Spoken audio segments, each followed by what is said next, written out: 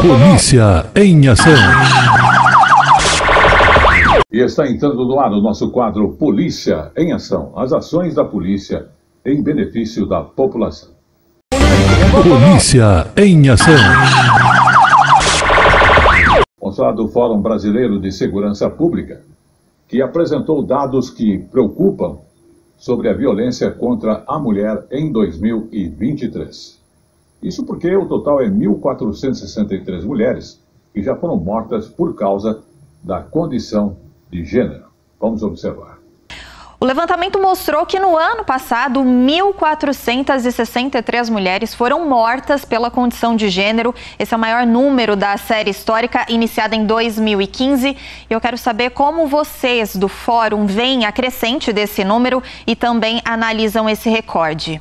A gente está assistindo a um fenômeno que tem se mostrado de forma consistente e crescente no cotidiano de todas nós mulheres. A gente está vendo aí uma grande distância, né, entre aquilo que a normativa legal prevê, e aí eu estou falando da legislação mesmo, da legislação brasileira em vigor.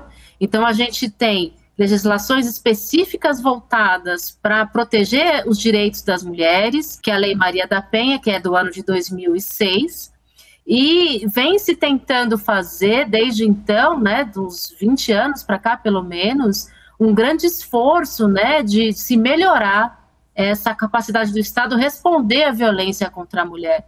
A gente tem a lei do feminicídio, que é do ano de 2015, e mesmo assim, mesmo com esses parâmetros, com essas balizas legais, a gente está encontrando um grande fosso, né, entre o que é a realidade das mulheres e aquilo que a legislação prevê como forma de protegê-las de toda forma de violência. Primeiro, a gente precisa falar de uma coisa que é bastante importante, que esses registros, né, que o Fórum traz agora na forma dessa nota técnica, eles expressam registros administrativos. O que isso significa? A gente só está falando dos casos que chegaram oficialmente ao Estado. Quer dizer que a gente pode estar falando de uma realidade que é ainda maior do que os dados trazem para nós. E no estado de São Paulo, que de forma específica, chama muita atenção que o orçamento destinado à proteção das mulheres, ele acabou sendo congelado pelo governo do estado.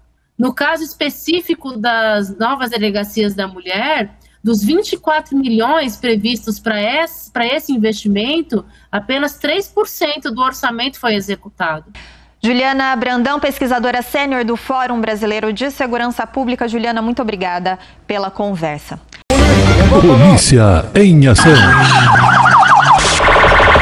Vamos agora do dia 15 de março, Dia do Consumidor, onde o órgão de defesa do consumidor lançou bastante alertas sobre a questão de fraudes. E justamente por estar comemorando aquela data do Dia Mundial dos Direitos do Consumidor, uma data que surgiu inclusive nos Estados Unidos na década de 1960 e no Brasil ganhou força no começo da década de 90. Com o surgimento então do Código de Defesa do Consumidor, depois da pandemia, as compras pela internet ganharam ainda mais força, mas também aumentaram as fraudes. Por isso, o órgão de defesa aproveita esta semana que se passou para fazer esses alertas e evitar a questão de golpes. O procedimento em relação a 123 milhas, ele segue uma certa particularidade, né? Porque hoje nós acabamos ficando amarrados ao processo de recuperação judicial. Então é uma situação atípica, porque todo e qualquer avanço do processo administrativo, ele acaba ficando vinculado ao processo judicial, né? Então hoje nós aguardamos as demandas e o desenrolar do processo judicial para que possamos avançar aqui.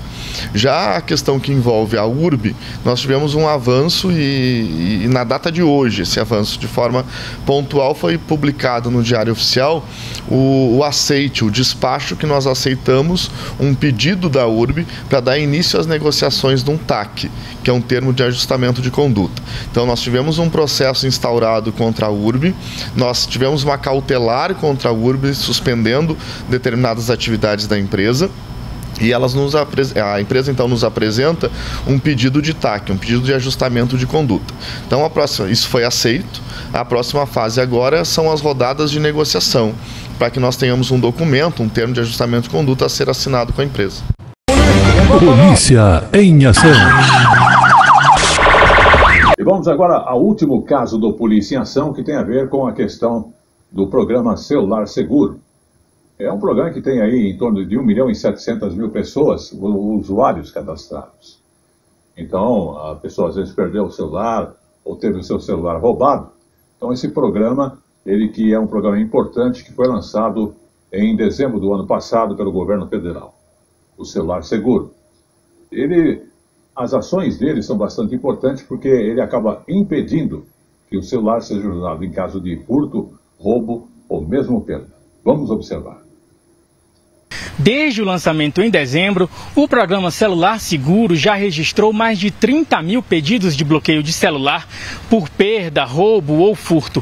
A ferramenta foi lançada pelo Ministério da Justiça para oferecer mais proteção a quem tem celular. Em caso de problemas como perda ou roubo, o dono pode pedir facilmente o bloqueio da linha telefônica e também dos aplicativos bancários instalados. Em cerca de 4 meses, foram mais de 1.700.000 usuários cadastrados no Celular Seguro. Para usar a ferramenta, é preciso criar uma conta no site gov.br. Depois é só registrar o seu número no site celularseguro.mj.gov.br ou nos aplicativos disponíveis na loja virtual do celular. Para pedir o bloqueio, é só acessar o site do Celular Seguro que eu citei anteriormente. Também é possível indicar uma pessoa de confiança para fazer essa operação. É importante ressaltar que, uma vez solicitado o bloqueio pelo Celular Seguro, é um caminho sem volta. Não dá para pedir o desbloqueio pela ferramenta. Isso aí por questões de segurança. Caso você recupere o seu celular e queira voltar a utilizá-lo, só entrando em contato aí com a sua operadora e com o seu banco. Polícia em ação. Esse foi o Polícia em Ação dessa semana, que agradece a sua audiência. Até lá. Polícia em ação.